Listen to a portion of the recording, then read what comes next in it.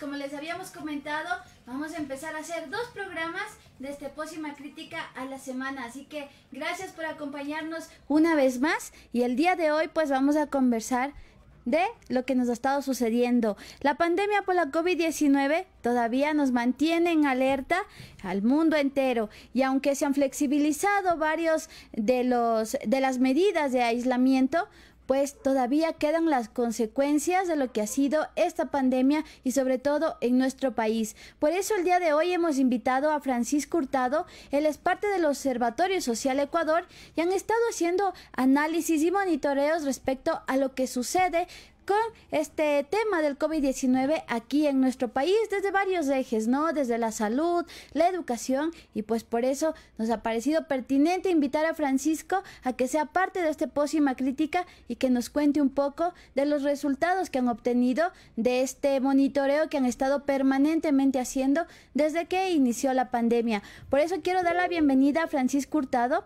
Él es abogado de la Pontificia Universidad Católica del Ecuador, licenciado en Ciencias Jurídicas, también especialista en Derechos Humanos con una mención en Políticas Públicas de la Universidad Andina Simón Bolívar. Además, es magíster en Ciencias Sociales con mención en Sociología de la Facultad Latinoamericana de Ciencias Sociales, Flaxo. Qué gusto tenerte con nosotros. Bienvenido, Francisco, a nuestro programa. Te invitamos a que enciendas tu micrófono. Gracias. Primero por la invitación a la Wambra Radio, a la Pósima Crítica, a ti, Sinchi, y a todas las personas que nos están escuchando ahorita, escuchando y viendo. Sí, hay como una primera intención que fue definitivamente empezar a monitorear los datos que empezó a emitir tempranamente el Ministerio de Salud Pública y el COE Nacional el 13 de marzo del 2019. Esto es 15 días después de que se confirmó el primer caso de COVID. Y esa intención de digitar rápidamente se convirtió en una necesidad de monitorear como un ejercicio de control también, de control ciudadano, si se quiere, de control de la sociedad civil, sobre la producción de datos que hace sobre la evolución de la pandemia en el Ecuador, ¿no es cierto? Y en ese sentido, básicamente, hemos venido haciéndolo diariamente desde el 13 de marzo, digitando la información. Es penoso que a la fecha no hay una base de datos pública descargable que permita a cualquier persona revisar cómo están los datos y hacer análisis. Creo que esa es la primera gran constatación. Y a partir de eso, pues hemos ido mirando los distintos y difíciles momentos que ha significado la pandemia en distintos territorios del Ecuador. Lo más grave, digamos, y todos sabemos la alta mortandad que existe al momento. Más de 38.000 personas han fallecido en exceso, digamos, como un número inusual por sobre el promedio histórico. Una línea de mortalidad anual usualmente parece una línea casi recta que crece paulatinamente en el tiempo, muy poquito. Y lo que hemos tenido que vivir en Ecuador es, al momento que el impacto de la pandemia tiene más de 38.000 personas que ya han fallecido en exceso entre el 22 de marzo del 2020 y el 8 de noviembre, que es el último dato que tenemos disponible del registro civil ya procesado.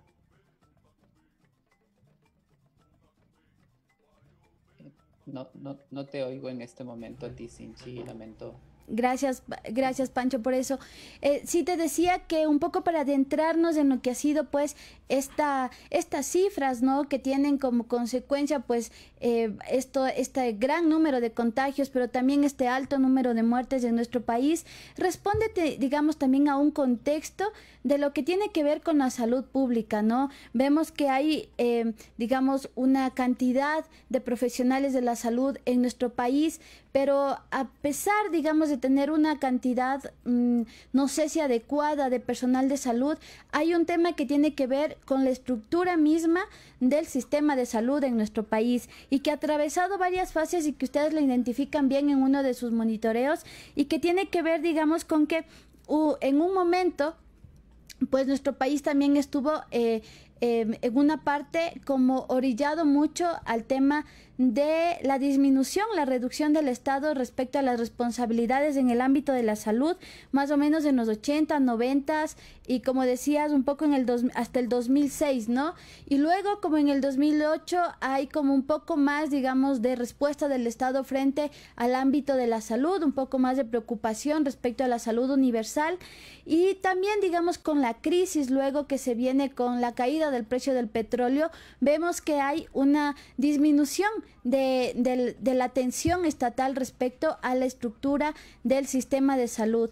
¿Cómo esto ha afectado a la atención de lo que ustedes han visto en su monitoreo, de lo que ustedes han visto este último tiempo, pues esta falta de atención a la estructura del Estado en el ámbito de la salud para que pues se atiendan efectivamente estos casos en medio de la pandemia?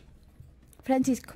Es súper importante y relevante la pregunta que hace Sinchi porque en términos, digamos, mucha gente comprende la salud como un ejercicio de ir al doctor para que te cure una enfermedad. Y eso no es el ejercicio del derecho a la salud ni la política de salud pública, sino que tiene que ver con esta comprensión de la salud de manera integral, que tiene que ver con las condiciones de vida digna de la población, que precisamente provoquen que no haya riesgo ante cualquier tipo de enfermedad. Y eso es importante porque también, si bien es cierto que el brote de COVID-19 pudo ser sorpresivo, digamos, la fecha en que empieza a registrarse los primeros casos de COVID-19 en Wuhan, China, lo que no es sorpresivo es saber que cada cierto tiempo la sociedad ha enfrentado epidemias y pandemias, ¿no? De hecho, Ecuador tiene una política pública, digamos, más allá del análisis que se pueda hacer sobre su eficacia epidemiológica para enfrentar el dengue, el Zika, la chikungunya, pero además tiene en su memoria haber enfrentado el cólera, por ejemplo, en los 90, digamos, fines de los 80, inicios de los 90. Entonces, lo que se plantea desde el análisis que se está haciendo es a qué se dedicaba el sistema de salud pública previo al brote de COVID-19 y qué dificultades enfrentó el sistema como una de las posibles explicaciones del colapso, sobre todo registrado en la ciudad de Guayaquil. Entonces voy a decir varias cosas ahí que son como importantes tener presentes. La primera, en efecto, es que el 75% de las atenciones en salud son curativas y solo el 25% son preventivas. Es decir, hay una gran cantidad de profesionales de la salud. La mayoría de la gente en el Ecuador se atiende en el sistema de salud pública, sea en el Ministerio de Salud Pública, sea en el Instituto Ecuatoriano de Seguridad Social, en el sistema de la policía y los militares. Pero lo que en la práctica sí está sucediendo es que la mayoría se dedican a curar personas que llegan enfermas a los centros de salud, a los hospitales de primer nivel o a los hospitales especializados.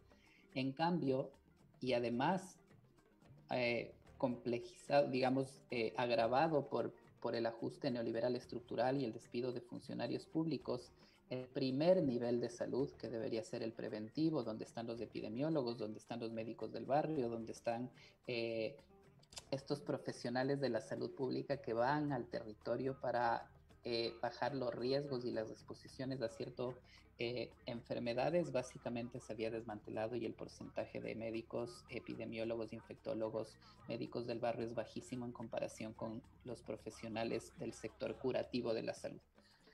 Pero algo más grave todavía, Latinoamérica es un continente con una desigualdad muy amplia y Ecuador evidentemente no es la excepción.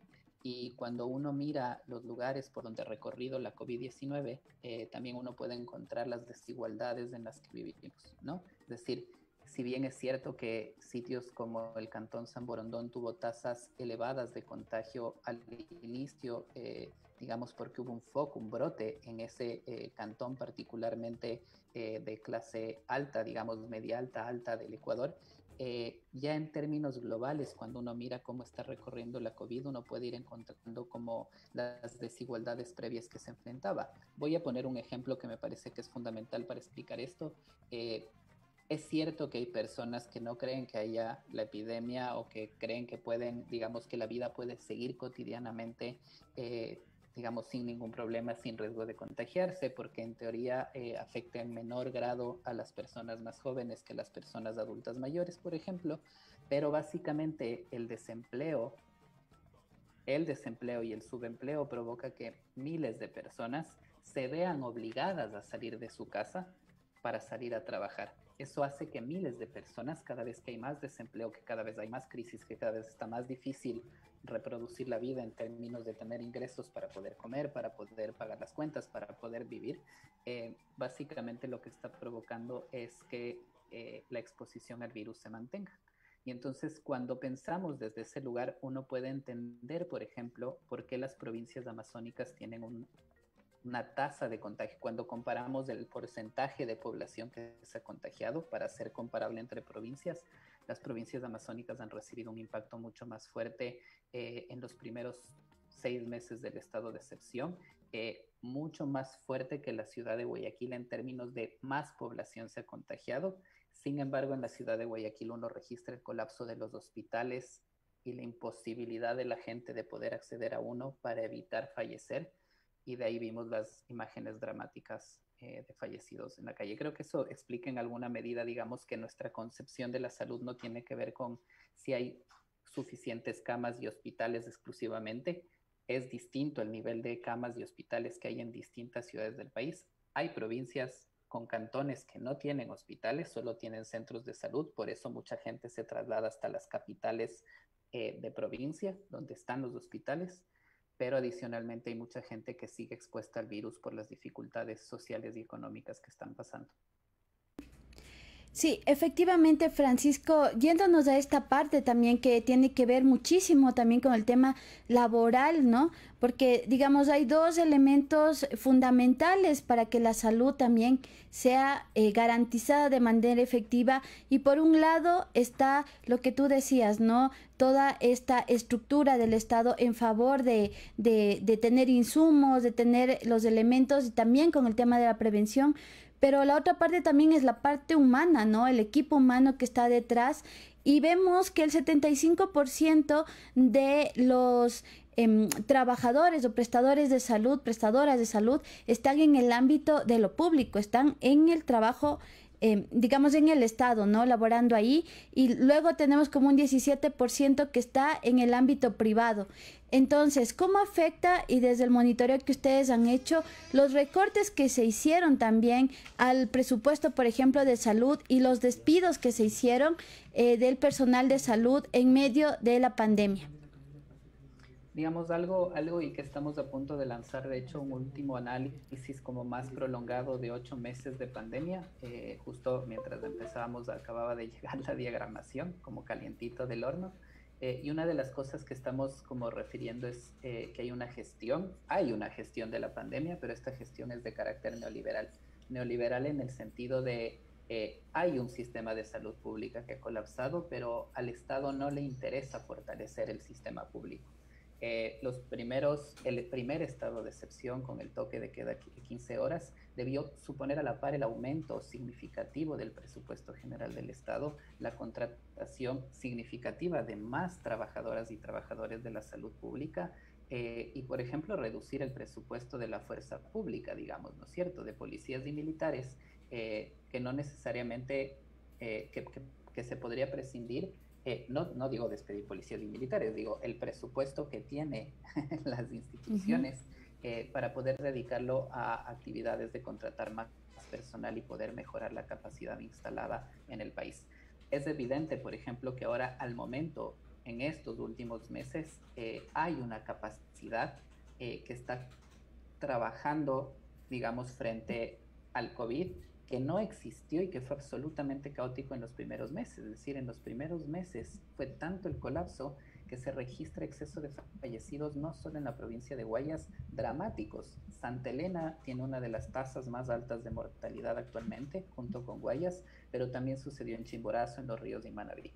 ¿Por qué es relevante esto? Porque se pagó deuda externa, por ejemplo, es decir, se destinaron cientos de millones de dólares para pagar deuda externa. La Camilla mandó el video. Se sigue sin controlar, por ejemplo, la fuga de capitales en medio de la crisis. No hay medidas adecuadas que impidan que capitales salgan y se vayan al exterior, complejizando más la economía. La evasión tributaria, por ejemplo, sigue siendo algo de lo que los grupos económicos se siguen favoreciendo.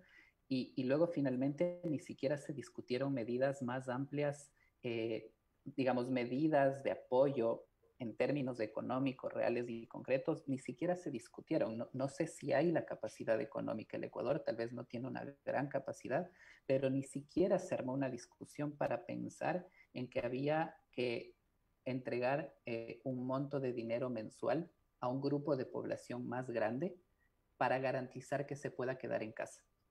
Es decir, incluso países como Estados Unidos, que tiene unas políticas neoliberales y unas políticas imperialistas salvajes, incluso en lugares como esos, rápidamente sus asambleas discutieron, sus congresos, rápidamente discutieron formas de entregar ayudas económicas más grandes y más prolongadas en el tiempo para grupos poblacionales más amplios y no solo para la gente que está bajo la línea de pobreza. Ese tipo de medidas hubiesen sido mucho más efectivas, digamos, en términos de bajar el número de personas que realmente estaban afuera exponiéndose al virus, contagiando y luego regresando a sus casas, eventualmente contagiar a otras personas. Entonces me parece que hay una discusión y eso hemos sido enfáticos desde el observatorio en decir, estamos en tiempo electoral, estamos escuchando campañas, pero no es suficiente hablar en abstracto de que se va a enfrentar la pandemia de COVID-19, en abstracto de que se va a generar empleo. Las y los candidatos deberían informar cuáles son sus planes concretos, porque la pandemia nos va a acompañar mucho más tiempo. No hay vacuna todavía. Es necesario que esos candidatos que andan rodando por ahora por el país o por Facebook, qué sé yo, en sus campañas digitales, pero que den respuestas concretas y reales sobre qué se va a hacer para gestionar la pandemia de manera distinta a la que ha gestionado este gobierno al que le tocó asumir un desafío tan complejo. Francisco, digamos, como tú dices, se hicieron varias regulaciones y una de ellas fue, por ejemplo, la ley humanitaria, ¿no? Que tenía justo un poco de esta de esta ayuda, digamos, económica, pero que también nos dimos cuenta que tenía pues varios temas relacionados, por ejemplo, a la flexibilización laboral, y por ahí quisiera preguntarte, según el análisis que ustedes han hecho y con todo este contexto que nos has contado, esta ley humanitaria de alguna manera ha sido efectiva para enfrentar esta pandemia que nos ha afectado también a nuestro país, o cuáles hubieran sido como las medidas que se pudieron haber tomado en el ámbito legal para poder enfrentar de mejor manera esta crisis. Sí, definitivamente llamar ley de apoyo humanitario durante la emergencia a ese documento jurídico emitido en la Asamblea, por lo menos es un eufemismo. La ley de apoyo humanitario constituye finalmente un documento que permitió ejecutar medidas adicionales condicionadas por el Fondo Monetario Internacional. Digamos, es aprovecharse del estado de emergencia sanitaria, que es real, es irrefutable decir que no hay una emergencia sanitaria y ameritaba un ordenamiento extraordinario capaz de enfrentarla, pero se ha aprovechado eso para, con el argumento de esa emergencia sanitaria, implementar nuevas condiciones del fondo. El Fondo Monetario, cuando prestó plata al país, digamos ya el año anterior, entre otras cosas, establecía, digamos, iba delimitando la necesidad de que el salario básico unificado no sea tan alto en el país. ¿Qué es eso en términos concretos? Que los trabajadores le cuestan mucho a los empresarios que se benefician del trabajo cuando venden los bienes o servicios que producen. ¿Cómo lo consiguieron? Lo consiguieron aprovechándose de la emergencia sanitaria, conseguir Hubo un tiempo prolongado entre la aprobación de la Asamblea Nacional y el veto y la final promulgación, en la que finalmente se permitió y se dejó abierta la puerta para que haya unos acuerdos entre privados de reducción de horas de trabajo, de reducción de jornada, de reducción de sueldo, de meter una jornada de 5 días en 3 días. Cuando uno lee la ley, básicamente hay una flexibilización de las normas del Código del Trabajo, que eso debería declararse inconstitucional, está demandado en la Corte Constitucional. Digamos, la presión social lo está intentando conseguir, no va a suceder por arte de magia. De hecho, la Corte Constitucional validó todos los estados de excepción tal cual los dictó el gobierno. Pero por otro lado, esta ley de supuesto apoyo humanitario en una necesidad, porque evidentemente cuando el gobierno intentó poner una contribución especial por parte de las personas y las empresas jurídicas que más ganan, la reacción de los empresarios y de sus voceros en la Asamblea fue no lo vamos a aceptar. Entonces rápidamente se reconfiguró la posición política. Hola, Este gobierno ha favorecido a grupos económicos de élite y básicamente lo que hizo fue quitar esas contribuciones, no ingresó dinero extraordinario como en una especie de un impuesto a la renta especial a quienes más ganan para que contribuyan a invertir a la salud pública. Nunca se decidió, establecer que los sistemas de salud privado funcione bajo el comando del Ministerio de Salud Pública sin necesidad de que eso signifique cobros para las personas, y hay un montón de camas disponibles de profesionales y tal. Hay gente sobreendeudada por ir a hospitales privados por no poder acceder a públicos. Y normas ya que rayan en lo absurdo. Hay una norma en esta supuesta ley humanitaria que dice que serán beneficiarios de créditos y de proyectos de inversión las empresas que prefieran lo nuestro, pero cuando dice preferir lo nuestro, contratar local y tal, incluso llega a decir que se prefiera contratar a personas de nacionalidad ecuatoriana solamente en un acto de xenofobia. Y lo último que quiero decir es que en este país el empleo decente, el empleo adecuado, el empleo de 8 horas diarias, contrato de trabajo afiliado al IES, antes de la pandemia ya no existía para 4 de cada 10 personas de la población económicamente activa. Solo 6 tenían empleo pleno y adecuado, las otras 4 no. Y ahí hay un problema mayor, porque la ley solo habla de intentó proteger a los trabajadores en relación de dependencia, pero no se dijo nada del resto. No se dice nada del trabajo de cuidado que está a cargo de mujeres, que está sobredimensionado durante la pandemia. No se ha dicho nada ni se hizo absolutamente una norma expresa para mujeres trabajadoras remuneradas del hogar. cuya única forma de hacer su trabajo es yendo a la casa donde hacen el trabajo de cuidado a cambio de un salario. No se hizo nada sobre trabajo infantil, no se hizo nada sobre trabajo autónomo. Básicamente hay una omisión grave, y por eso yo te decía como al inicio, para cerrar esta pregunta, hay una gestión que básicamente lo que hizo es encontrar en la emergencia sanitaria y el miedo que eso provocó al inicio, acrecentado por la mortandad, se volvió en el argumento perfecto para implementar de manera violenta, digo yo, porque es una violencia económica gravísima la que ha sucedido en estos meses en Ecuador, ejecutar el ajuste estructural neoliberal del Fondo Monetario, Cintia.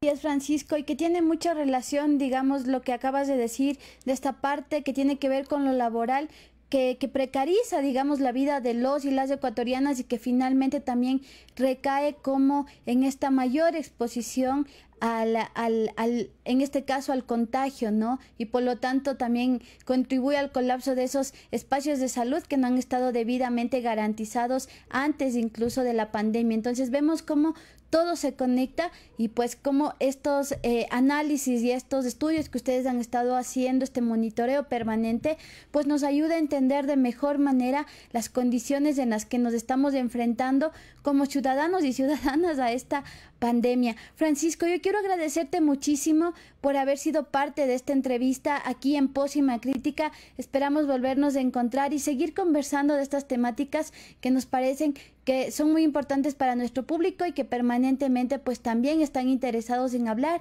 y del cual Wambra ha estado también generando su contenido.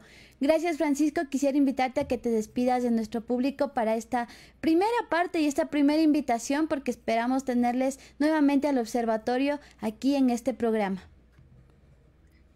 Cintia, agradecerte a ti primero por la lectura informada además, y esta rica conversación.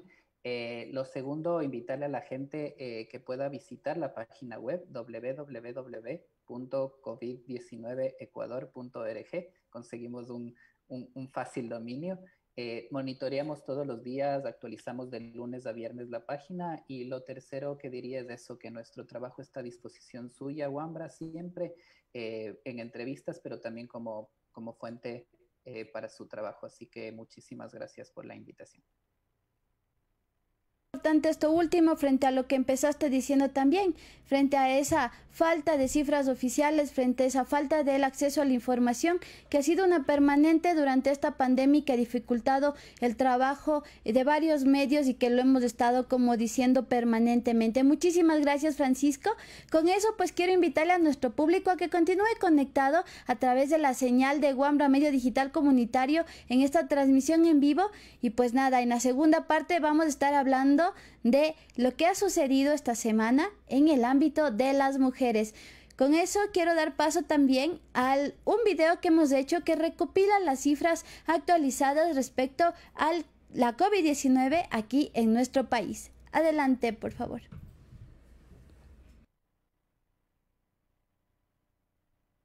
Hola, yo soy Camila Albuja, periodista en Wambra. Conoce lo que está sucediendo con el COVID-19 aquí. Entre el 11 y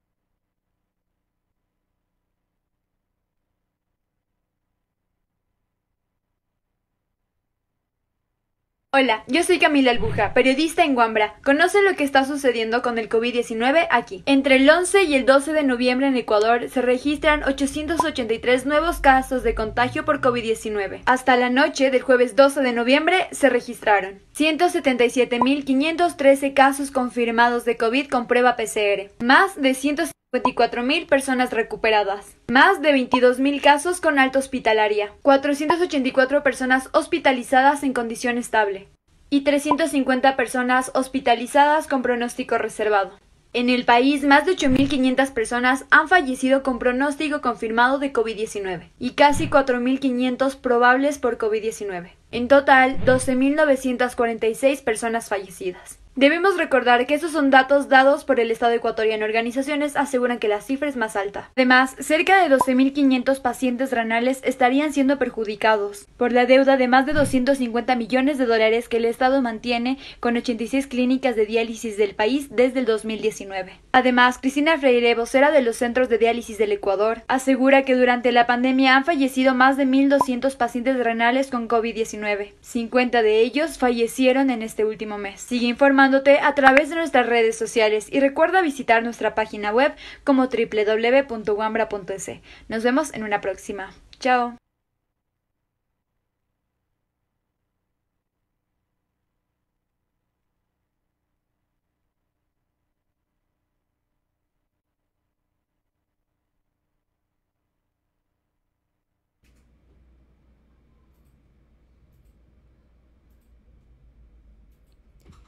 Gracias por continuar conectadas con Pósima Crítica, pues les contamos que para esta segunda parte vamos a tener una entrevista también para hablar un poco de lo que fue esta presentación de este pedido de inconstitucionalidad en la Corte Constitucional de parte de las varias organizaciones de mujeres, entre ellos Surcuna también, que han estado pues haciendo un seguimiento al tema de aborto por violación. ¿Qué ha pasado después de ese octubre de 2019 en el que la Asamblea Nacional pues votó en contra de esta modificación y de esta ampliación de las causales para el aborto no punible en nuestro país? Pues esto lo vamos a estar conversando. Y también les invitamos a que se queden porque vamos a tener una entrevista con Mónica Jiménez, que es madre de Nicole, uno de los casos de femicidio que ha sido muy fuerte aquí en nuestro país y pues que nos interesa también conversar respecto a lo que ha sido esto y cómo se han enfrentado a la justicia en medio de esta crisis sanitaria y pues la dificultad también para realizar todo este tipo de seguimientos en el ámbito de la justicia. Así que continúen conectados con Pósima Crítica. Les vamos a estar conversando de estas temáticas pues que nos parecen fundamentales. Tenemos ya la conexión con Ana, ya está conectada aquí. Pues qué gusto tener a Ana Vera, ella es directora de Surcuna. Ana, por favor, te pedimos que gires tu cámara, que la pongas de manera horizontal.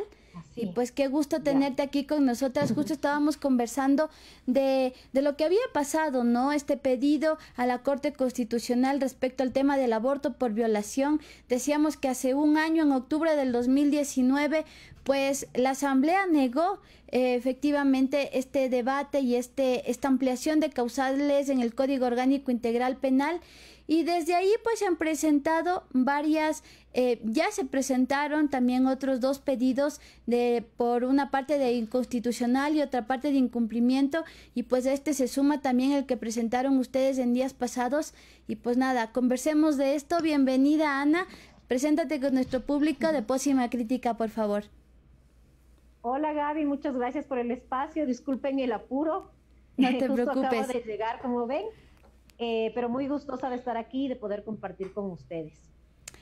Bueno, Gaby, yo creo que es súper importante que sigamos insistiendo y luchando justamente por lograr que efectivamente el aborto legal en caso de violación, que es un mínimo indispensable, si quieres, para garantizar los derechos humanos de las mujeres y las niñas, se garantice, ¿no? Y creo que después de lo sucedido en la Asamblea, como tú lo planteas, lo que tenemos que hacer las organizaciones de mujeres feministas es continuar con esa lucha, ¿no? Las dos acciones, tanto de inconstitucionalidad como de incumplimiento, son muy importantes en ese sentido, como esta acción que estamos presentando también ahora justamente para fortalecer esta estrategia y para efectivamente pedirle a la Corte que se pronuncie de forma efectiva y urgente y prioritaria, ¿no? Porque lo que queremos es que este tema no sea un tema que se conozca dentro de 3 o 4 años, sino de manera inmediata, porque la vida de las mujeres, de las niñas, su integridad, su dignidad está en riesgo, ¿no? Y eso es justamente lo que le estamos diciendo a la Corte, que tiene que conocer esta acción de forma urgente por un tema de interés superior de los niños, niñas y adolescentes, que son las principales afectadas, tanto por la violencia sexual en nuestro país como por el embarazo producto de violencia sexual, ¿no? Y las que más riesgos a sus derechos humanos, si quieres, experimentan con la penalización del aborto. Entonces, esa es la idea un poco de esta acción de inconstitucionalidad. y a la vez pedir medidas cautelares para que efectivamente, mientras la Corte conozca, hayan medidas que eviten que se sigan violando los derechos humanos de las mujeres. En específico, que se suspendan todos los procesos judiciales contra mujeres por temas de aborto, cuando ellas hayan dicho que son víctimas o sobrevivientes de violencia sexual, porque la criminalización sería, si quieres, una violación de derechos humanos y la penalización del aborto por violación es inconstitucional, entonces vamos a suspender hasta que se sepa si sí o no, y que se brinden servicios de salud desde el Ministerio de Salud Pública a todas las mujeres víctimas y sobrevivientes de violencia sexual que requieran abortos de forma legal y segura hasta que se resuelva la controversia, ¿no? Empezamos diciendo de que ya se había presentado una acción de inconstitucionalidad y una de incumplimiento por parte de otras organizaciones también de mujeres y que están defendiendo el aborto por violación, como la Fundación Desafío, por ejemplo, que estuvo a cargo de esto en el año 2019, en los meses, me parece, de julio y agosto, fueron presentadas y estas acciones, incluso previo a la votación del Código Orgánico Integral Penal, pero aún así no ha recibido respuesta. Esta acción que ustedes han puesto, ¿en qué contribuye, por ejemplo, a estas dos acciones previas? ¿Cuál es el método, digamos, jurídico para que definitivamente la Corte se pronuncie de manera urgente, como tú lo has dicho? Bueno, Gaby, yo lo que creo es que lo que tenemos que hacer, en primer lugar, es presionar a la Corte, y mientras más acciones hayan, es mucho mejor. Yo lo que invitaría es a otras organizaciones de mujeres y feministas a también demandar la inconstitucionalidad. Yo como abogada considero que la mejor vía, si quieres, para resolver el tema de aborto por violación en concreto, es demandar la inconstitucionalidad del inciso 2 del artículo 150, específicamente de la frase que establece a una mujer que tenga discapacidad mental, porque el artículo dice, el aborto no será punible cuando el embarazo sea consecuencia de violación a una mujer con discapacidad mental. Lo que estamos demandando es que esta frase a una mujer con discapacidad mental es discriminatoria con el resto de mujeres que también hemos sido víctimas de violencia sexual, pero además con las mujeres con discapacidad también, porque lo que parte, si quieres, desde una concepción súper estereotipada de la discapacidad, ligada a la incapacidad también de maternar, por ejemplo, ¿no? Entonces es súper importante que eso se reforme para garantizar la igualdad entre todas las mujeres, que además han vivido una situación parecida, que es la violencia sexual, pero además la dignidad, la integridad, la salud. Entonces eso es lo primero que creo. Esta es una acción que lo que hace es aumentar la presión sobre la Corte con nuevos argumentos jurídicos para también darle más argumentos cada vez para que se pronuncie de forma inmediata, ¿sí? Pero además nuestra acción tiene como estas dos diferencias. Nosotras estamos pidiendo un salto de orden cronológico, que quiere decir que las Cortes normalmente conocen las acciones, si quieres, de acuerdo al orden de llegada. Entonces tiene que conocerse primero, pongamos un ejemplo, la acción que se presentó en julio del 2019. Lo que nosotras estamos pidiendo es que haya salto de orden cronológico, que no importa cuándo esta demanda, sino que vivientes de violencia sexual y también de las mujeres víctimas y sobrevivientes de violencia sexual, ambas poblaciones que tienen derecho a atención prioritaria y fundamental, tiene que conocerse primero y antes de otras acciones. Entonces, lo que estamos pidiendo es el reglamento de la Corte Constitucional para casos específicos. Lo que nosotras estamos argumentando es que este es uno de estos casos, que esta demanda tiene que conocerse prioritariamente, y estamos dando todos los argumentos jurídicos necesarios para que se lo haga, ¿no? Y la otra, si quieres, características son importantes, pero esta es la principal, es las medidas cautelares. Nosotras estamos pidiendo que hasta que la Corte conozca, no puede seguir permitiendo que se violen derechos. Solamente pensar que puede haber una posibilidad de violación de derechos tiene que hacer que la Corte actúe. Y ante eso estamos pidiendo las dos medidas que ya dije, ¿no? Que se suspendan todos los procesos penales contra mujeres por aborto hasta que se defina la controversia, y que se brinden servicios legales y seguros a través del Ministerio a todas las mujeres, niñas, adolescentes y personas con capacidad de gestar, víctimas y sobrevivientes de violencia sexual que lo requieran. Digamos, ¿cuáles han sido? También se ha presentado una acción de incumplimiento. ¿Qué es lo que ha incumplido el Estado? Un poco expliquémosle a nuestro público qué es lo que no ha hecho el Estado y por qué esta acción de incumplimiento y cuáles serían las consecuencias, digamos, para el Estado en caso de que la Corte falle a favor de esta petición. Bueno, son dos tipos de acciones, ¿viste? La de inconstitucionalidad lo que plantea es que un artículo legal es contrario a la Constitución. Entonces hay una incompatibilidad normativa, es lo que nosotros decimos en derecho. Este es el tipo de acción que nosotros presentamos y es una de las acciones que también presentó Fundación Desafío y otras organizaciones de defensoras de los derechos humanos de las mujeres, ¿no?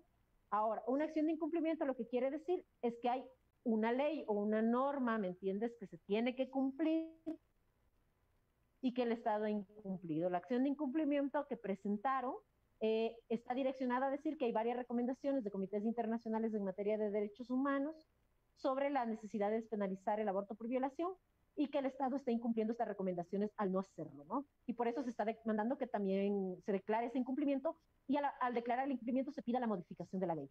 Como que las consecuencias jurídicas son parecidas, si quieres.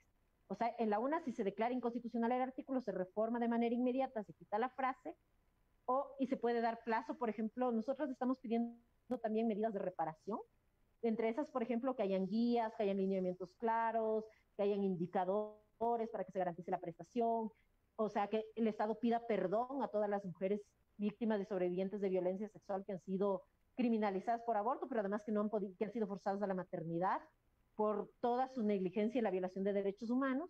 Entonces, esa es la idea también, que se den medidas de reparación y a la vez que efectivamente se pueda lograr que sea para las mujeres una realidad el aborto en caso de violación, la posibilidad, más allá del aborto en caso de violación, la posibilidad de tomar decisiones, ¿me entiendes?, frente a un embarazo producto de violencia sexual.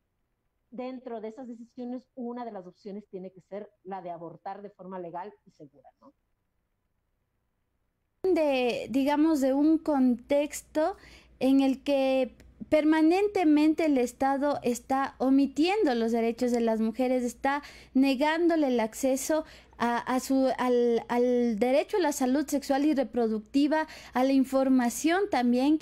Y eso también yéndonos para algo que ustedes también han hecho, que tiene que ver con el monitoreo en medio de esta pandemia, que hemos visto pues que las mujeres no han podido acceder efectivamente a los servicios de salud sexual y reproductiva. Preguntarte, Ana, cómo, digamos, toda esta problemática, este debate que se lo lleva ya al nivel constitucional, aterrizándolo ya en la manera práctica y cotidiana de la vida de las mujeres, ¿cuál es el contexto que han tenido que enfrentar? Y yéndonos un poco a lo que estamos viviendo, que es esta crisis sanitaria aún por la COVID-19, cuéntanos un poco de los hallazgos que ustedes han tenido para que nuestro público también vaya como identificando la relación entre por qué las mujeres pedimos el aborto legal, seguro y gratuito y cuál es la realidad a las que se enfrentan día a día las mujeres para acceder a la salud sexual y reproductiva. ¿Cuáles han sido los hallazgos de este monitoreo que ustedes tienen en respecto al acceso a la salud sexual y reproductiva, al acceso a métodos anticonceptivos, por ejemplo? Bueno, Gaby, en realidad los datos son realmente alarmantes, porque lo que hemos podido ver es que si quieres las barreras históricas que existen para que las mujeres puedan acceder a servicios de salud o de justicia, lo que ha pasado en esta pandemia es que se han ahondado, ¿no? Lo cual se vuelve una situación alarmante cuando consideras también que en esta pandemia las cifras de violencia también se han disparado. Que en esta pandemia la estrategia tomada por los estados, que es la recomendada si quieres por todo el mundo, que es el quédate en casa, es una estrategia que no nos protege ni a las mujeres ni a las niñas, porque la casa para nosotras muchas veces es el lugar más inseguro, ¿no? En materia de violencia basada en género o de violencia sexual, si quieres, ¿no? En este sentido, lo que nosotras hemos constatado es que ha habido, si quieres, una falta de acceso a servicios de salud sexual y salud reproductiva. Un 47% de las personas a las que hemos encuestado nos han dicho esto, que han tenido dificultades para acceder a salud sexual y salud reproductiva. Esto va variando de acuerdo, si quieres, a las características de las personas, a los lugares donde han estado. Y la mayor cantidad de dificultades en un principio tenían que ver con la falta de acceso a métodos anticonceptivos o asesoría e información. Más o menos un 75% tuvo problemas en acceso a métodos, asesoría e información. si los sumamos a los dos, si quieres, valores, el de asesoría y el de acceso. Y esto fue muy complicado, porque lo que pasa es que las personas también por ejercer una sexualidad de forma voluntaria, segura, responsable, placentera, es que justamente acuden a los métodos anticonceptivos, pero si no tienen acceso a métodos anticonceptivos, lo que va a pasar es que probablemente pueden tener embarazos no deseados no planificados, infecciones de transmisión sexual, y es el Estado el que está restringiendo esto, ¿no? Muchas de estas mujeres lo que nos dijeron es que tuvieron que comprar los anticonceptivos de forma privada, y quienes no pudieron comprar, pues dejaron de usarlos. Y esa es una de las consecuencias más graves. Y si miras ya las cifras, ahorita hay un aumento en el nivel de embarazos en comparación con el año pasado, y estoy segura que también en el nivel de embarazos no deseados, no planificados, ¿no? Que tiene que ver justamente con esta falta, si quieres, de acceso a servicios de salud. En casos, por ejemplo, de complicaciones obstétricas, un 75% de las personas que buscaron atención tuvieron problemas en acceso a salud sexual y salud reproductiva, ¿no? Que es un montón. Incluso emergencias médicas muy claras, como abortos ectópicos, que son fuera del útero, sino en las trompas, pueden causar la muerte. Son casos donde se demoró la atención, al menos, o donde las mujeres tuvieron que ir a servicios privados, ¿no? Y un 80% de las mujeres embarazadas dijeron también haber tenido problemas de acceder a controles prenatales, a ecografías y otro tipo de servicios sumamente importantes. Y lo que pasó es que en nuestro país no se consideró a la salud sexual y salud reproductiva como esencial. Si bien se hizo un protocolo y una norma, no fue suficiente para que efectivamente se garanticen los derechos. Y eso es lo lamentable, Gaby, porque este es un país que se especializa en hacer normas y leyes, pero no en hacer que efectivamente sirvan en la cotidianidad de la vida de las mujeres, lo que tú decías, ¿no? Entonces, es súper importante que eso sea lo que se modifique, y por eso las organizaciones de la sociedad civil también lo que estamos haciendo es demandar, decir, denunciar, porque esta es una forma también, por un lado, de exigirle al Estado y a la vez generar recursos propios. Nosotras, en este caso, creamos una página web que se llama libresinformadas.org, donde están, por ejemplo, todas las rutas de denuncia en caso de denegación de salud sexual y salud reproductiva, en caso de violencia basada en género, pero también recursos concretos, por ejemplo, cómo se usa la anticoncepción oral de emergencia, dónde se consigue la anticoncepción oral de emergencia. Si necesito información sobre aborto, ¿a dónde puedo llamar, no? ¿A quién puedo llamar? ¿Cuáles son los procedimientos de tal forma que la gente también pueda acceder a esto, ¿no? Pero esta es un poco la realidad que constatamos. Y frente a la violencia sexual, también una realidad, y violencia de género realmente horrorosa. Más de 70,000 llamadas, ¿no?, por denuncias de violencia basada en género, que es horroroso, y más de 95 femicidios hasta la actualidad. Entonces, realmente estamos en una situación con una complejidad terrible, donde estoy segura de que, a pesar de que las cifras ya son alarmantes, hay un subregistro terrible, porque las mujeres estamos encerradas con nuestros agresores, porque las niñas están encerradas con sus agresores, ¿no? Así es, Ana, y es que lo que tú dices, ¿no? Hay un tema de que se ha omitido de varias formas esto, y que tiene una responsabilidad amplia el Estado, y por lo tanto tiene que dar respuesta, ¿no? También parte de los datos que ustedes entregaban era que una de las dificultades más grandes que tenían las mujeres era que lograron acceder a los al espacio de salud, sí, a los centros de salud públicos, pero lo que se encontraban era que no había una provisión adecuada de métodos anticonceptivos, por ejemplo. Entonces es como tú dices, existe una normativa, tal vez exista el espacio, pero no existe tampoco los insumos apropiados para esta pandemia. No sé si tiene relación, y eso quisiera preguntarte un poco, en el último año, en noviembre del año 2019, se hizo un primer recorte al presupuesto general del Estado en este ámbito, por ejemplo, para la implementación de la Ley de Prevención y Erradicación de la Violencia de Género. Hubo recortes en salud. ¿Eso afectó, digamos, a que haya esta provisión adecuada de métodos anticonceptivos en los espacios de salud? Porque, digamos, ¿se dejaron de comprar? ¿O qué es lo que pasó? Porque teníamos varias denuncias, por ejemplo, en una de las entrevistas que hacíamos a una compañera amazónica que era de la Federación del Centro Shuar, y ella nos decía que habían ido a los centros de salud, pero que ya no tenían. Varios de los reportes de provincias de mujeres decían que no estaban teniendo los insumos adecuados, que habían ido a los centros de salud y no habían los métodos anticonceptivos, a pesar que el Ministerio de Salud, mediante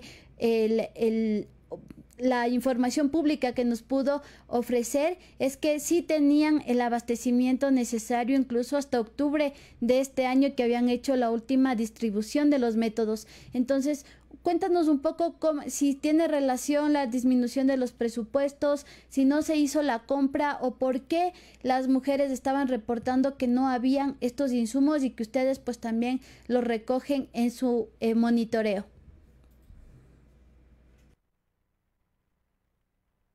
Bueno, Gaby, yo creo que también esta es una cosa de múltiples causas, ¿no? Esto es algo que viene desde hace muchos años atrás.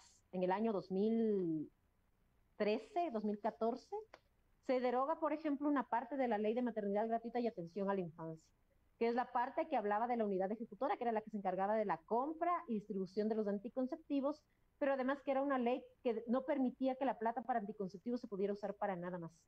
O sea, obligaba, si quieres, a que el dinero que era para anticonceptivos se use para anticonceptivos, que era un 5% del presupuesto en salud, y así lo establecía la ley.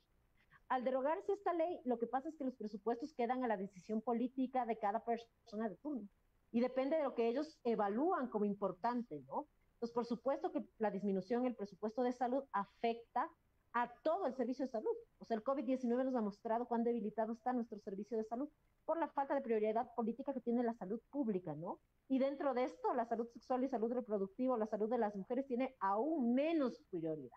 Entonces, si hay algo a lo que le van a quitar plata es a este tipo de rubros, porque igual no los ven importantes, ¿me entiendes? No hay riesgo vital, mejor comprar respiradores a comprar anticonceptivos, porque no se mira todas las implicaciones que tienen, por ejemplo, dejar desabastecidos los servicios de salud de anticoncepción, ¿no? Entonces, creo que tiene que ver inminentemente con eso, con cuáles son las prioridades de los estados en la inversión, si quieres, pública y en salud, ¿no? Entonces, es indignante, por ejemplo, que nuestro estado invierta un montón de plata para seguridad, para dotar de armas a policías y militares, cuando no hay dinero para anticonceptivos, cuando no hay dinero para respiradores, cuando no hay dinero para pagar al personal de salud que está todos los días jugándose la vida para atender y salvar vidas, ¿no? Entonces, por supuesto que tiene que ver con eso, y eso tiene que ver con prioridades políticas de un estado concreto, ¿no? Ana, pues nos dejas varios elementos que nos permiten ver por qué insistir en lo que iniciamos diciendo, este aborto legal, seguro y gratuito, y que dignifique a la vida de las mujeres, a los derechos humanos de las mujeres. Y pues muchísimas gracias, Ana, por contarnos todo lo que nos has dicho, por darnos estas cifras, por contarnos qué es lo que está pasando con la Corte Constitucional, en qué estado se encuentra. Te agradecemos muchísimo por haber sido parte de este espacio. Lamentablemente nos queda cortísimo el tiempo para continuar conversando, pero nos comprometemos a seguirles invitando para que podamos pues seguir colocando sobre la mesa estas discusiones y, como tú decías también, pues de seguirle interpelando al Estado, seguirle exigiendo esas respuestas. Muchísimas gracias, Ana, por ser parte de este espacio. Gracias también, Gaby, y efectivamente esperemos que este sea un país donde se despenalice el aborto totalmente, ¿no? Gracias, Ana.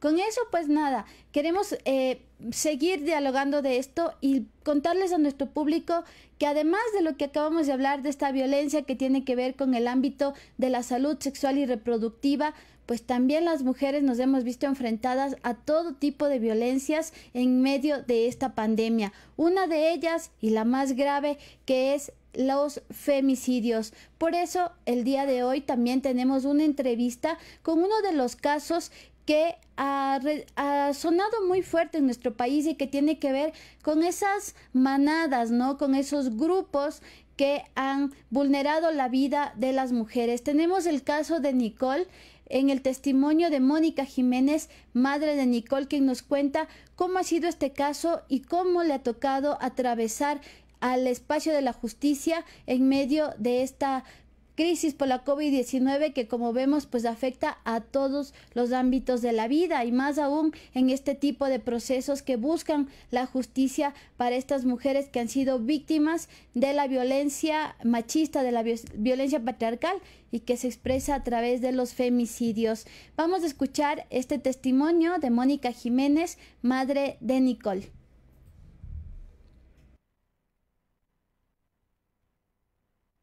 Ese día mi hija salió como todos los días al Instituto Cruz Roja por cuanto ella estudiaba la tecnología de emergencias médicas. En su esencia, ella siempre tuvo claro cuál era la misión de su vida, que era salvar vidas, cuidar a los seres humanos, y le encantaba inclusive los animales. Ella realiza su jornada estudiantil con toda la normalidad, y al salir del instituto es abordada por su compañero Jonathan N. para invitarle a almorzar.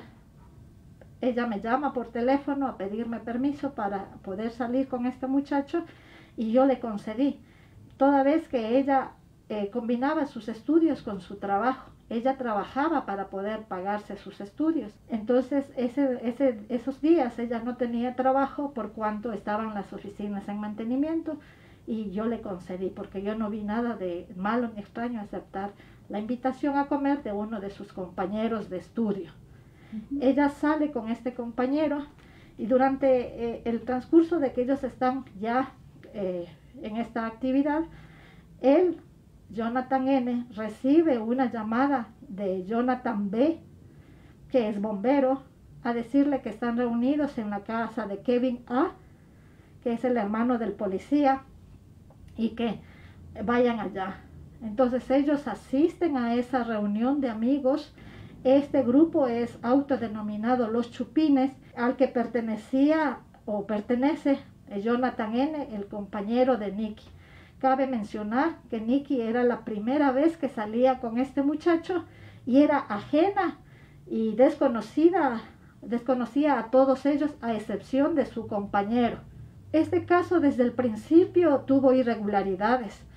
La irregularidad es de que, primero, todo el grupo que estuvo participando ahí, y que está comprobado con las experticias técnicas científicas, está comprobado que ellos estuvieron ahí en ese lugar, todos los que están implicados, inclusive 2 menores de edad también estuvieron en esa casa, en ese día, en esos tiempos, a esas horas. Ellos, al ser de que se trata de bomberos, de paramédicos, de estudiantes de gestión de riesgos, tenían todos los conocimientos y limpiaron el cuerpo con alcohol para borrar evidencias. También alteraron la escena. Los mismos testimonios de los peritos de la DINASEB y los policías mencionan que cuando ellos llegaron, la escena estuvo modificada. Limpiaron dormitorios, baños, sala. Entonces fue modificada. Otra irregularidad que se dio, que en el parte policial claramente se menciona que en esa reunión participaron 8 personas, 5 hombres y 3 mujeres, pero en el informe no aparecen los nombres de esas 8 personas, solamente de 3. Nunca nadie se permitió en preguntar, investigar cómo se llamaba el otro que estaba ahí al lado. Luego de eso, pese a que habían todos los elementos para haber declarado flagrancia, la fiscal Alexandra Llerena Flores no lo hizo. No hubieron detenidos y simplemente decidieron mandar la causa a una unidad de causas administrativas. Las 3 personas que estuvieron ahí nunca fueron detenidas, ni siquiera apresadas, fueron solamente acompañadas mientras los tenían en la UPC de la Nueva Aurora, donde es el centro también de operación del policía que todavía es activo y que es hijo de la señora dueña de casa donde él también vivía. El abogado a mí me dijeron que no podía estar por lo de la pandemia y todo lo demás, así que yo no estuve presente.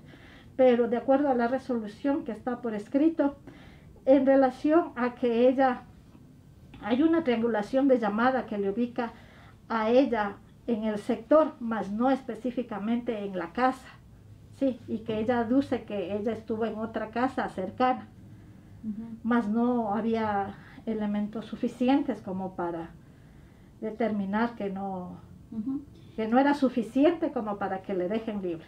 Bueno, en este proceso he tenido lamentablemente la desilusión de encontrarme diferentes casos, unos por femicidios en manos de sus parejas, otros de niñas violentadas, otros de casos como los de mi hija, y de diferentes circunstancias de violencia patriarcal en contra de las mujeres.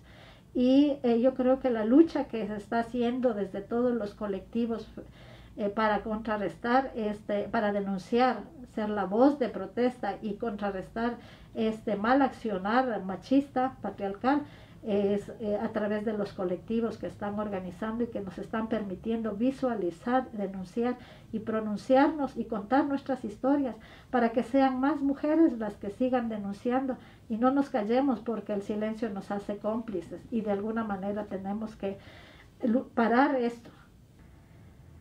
Y la sentencia fue la condena para 2 sujetos, 2 de los 7. 2 están prófugos y 3 fueron supuestamente declarados inocentes.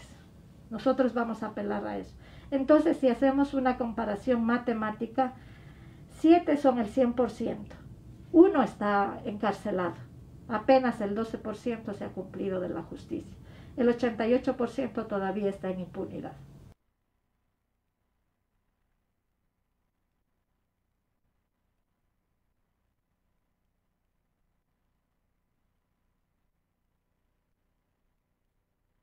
Llegamos al final de este Pócima Crítica. Recuerden que les esperamos el próximo miércoles y viernes. 2 veces a la semana vamos a tener este espacio, pues les invitamos a que nos envíen más preguntas, comentarios y sugerencias a nuestra página de wambra.es. Conmigo pues hasta el próximo día miércoles. Mi nombre es Inchi Gómez y les agradezco por haber sido parte de este programa. Hasta el miércoles.